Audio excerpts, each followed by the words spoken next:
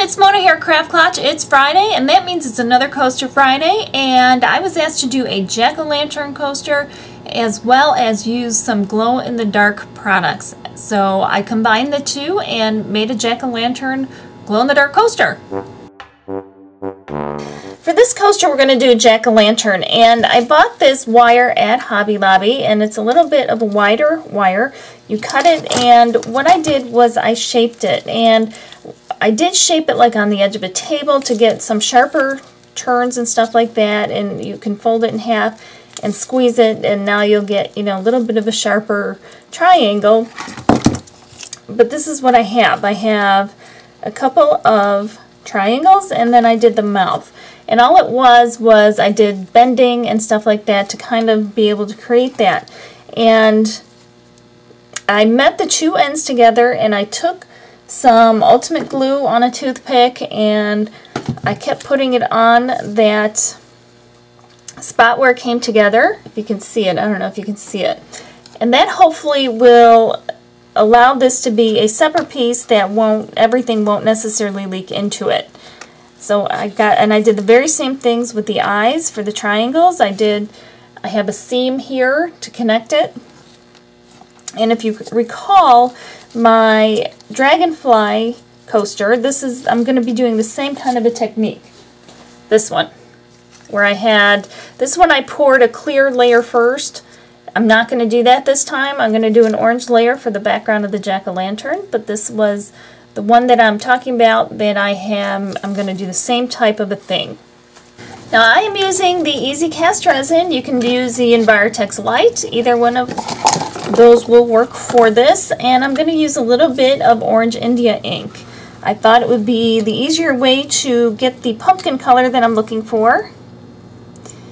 Now this is going to create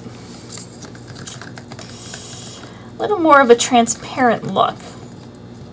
So what I'm also going to add, so you can kind of see that there, I'm going to add a drop of, oops, that's a little more than a drop, of the colored pigment ink that's for the resin. That was a little more than I had meant to do it. It's white, it's opaque. And then I'm going to add more ink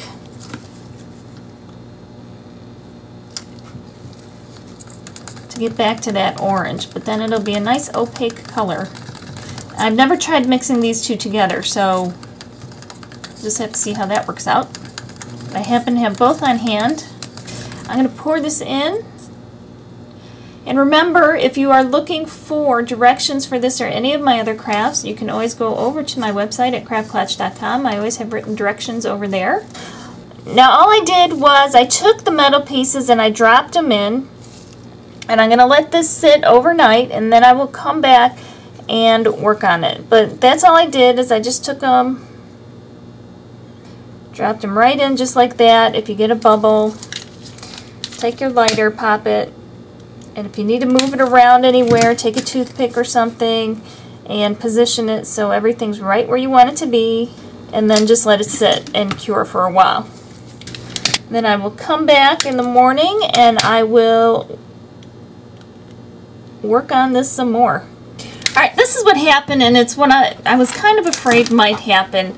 I didn't have quite enough resin made, and the reason I went light on the resin is because I didn't want the eyes to fill up too much and the mouth, because I needed to make those different colors. And if they filled up too much, then I knew I would have a bit of a problem. So I'm not too worried about this. I can work around this. I'll just do another layer of orange, and pumpkin might have different shades of orange because what's the likelihood I can get the exact same orange? But that's okay, real pumpkins do, right? So I'm not worried about that. I'm going to use some plain black acrylic paint. And I'm going to paint the insides of the eyes and the mouth. And that will take probably at least 2 coats, and I'll need to let that dry. Then I want to do one more step on there. And then I'll pour some more orange so we can get that all fixed up. When you're painting the inside, you want to make sure you look at it from all directions, so that, because if you're looking at it only from one direction, you might miss, you know, a spot going the other way that you can't see. But the pieces are secure in there, which is very important. And I want to get the solid black. The black has dried, and now I'm going to put on some glow-in-the-dark paint. Originally I was going to use, I have these glow ink paints that I was going to paint on there, but the one that I wanted to use dried out. I thought I had it closed tightly, but I didn't. And I also have some pigment powder from Glow Ink that is very glowy, but I'm afraid that if I mix it in with that and try to get it, I'm going to actually have it overflow the edge of the eyes, and I don't want to do that, so I'm going to go the easier route. I have this glow-in-the-dark paint from the craft store on hand. I think that will be fine for what I'm going to be using this for. It's not like you need a super long glow time. And I'm going to put at least 2 coats on here. I'm not sure how it's going to end up looking with the black behind, but we'll just have to wait and see. I know if you don't put these on thick enough, sometimes you don't get much glow out of them, so I definitely want to have it thick enough.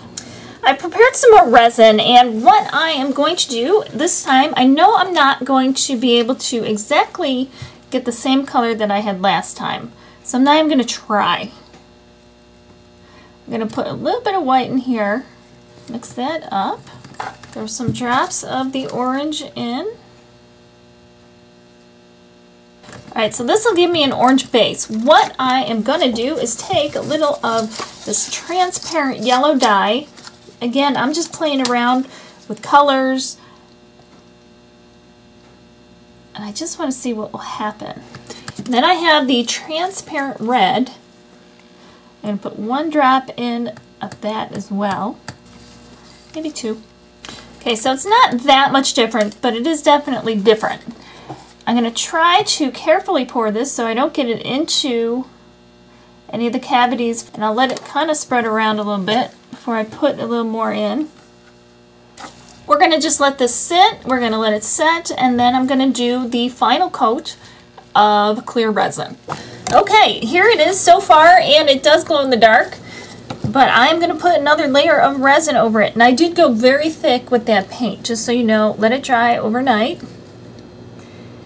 And now I'm just going to pour this over, make sure it gets into any of those lower spots. You want to let it sit a minimum of 12 hours before unmolding. And remember, you could always let it sit longer than that. The longer the better. It takes 72 hours for a full cure. Hard to tell because I can't turn the light off on my camera, but I'm going to kind of go back in the darkness here, and you can see that it glows. Here it is otherwise. This is what it looks like when it is not glowing. It's kind of white and stuff like that. So here is my Halloween jack-o'-lantern coaster. I hope you like it, and happy Halloween, everybody. I will continue to have some Halloween coasters for a while. If you like this video, I'd appreciate a thumbs up. I always love to hear what you're thinking in the comments below. We'll see you next time, guys. Happy crafting!